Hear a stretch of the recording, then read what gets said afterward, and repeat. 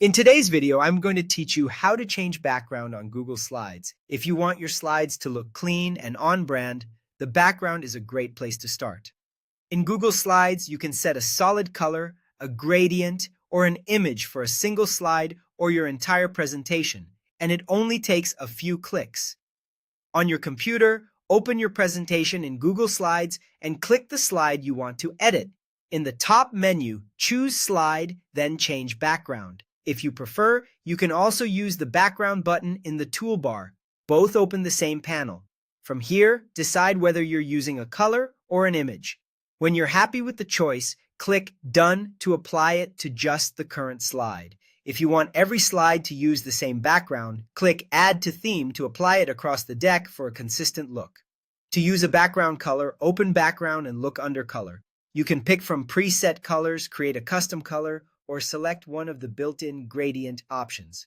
If you have a brand hex code, you can enter it directly and you can adjust transparency for a softer effect when needed. Solid colors are ideal when you want maximum readability and a tidy, professional feel. To use an image as the background, open Background again and under Image, click Choose. You can upload from your computer, pull from Google Drive or Google Photos, or paste a direct image URL. After you select the file, click Select, then Done. Google Slides works well with JPG, PNG, and GIF files, and images usually need to be under 50 MB. For best results, pick a high-resolution image that isn't too busy so your text remains legible. If you like a modern look, gradients can add depth without distraction. Go to Slide, then Change Background, open the Color drop-down, choose Gradient, and pick a preset or build a custom gradient. Click Done to apply. Subtle, low-contrast gradients are often recommended in professional presentations because they guide the eye without stealing attention from your content.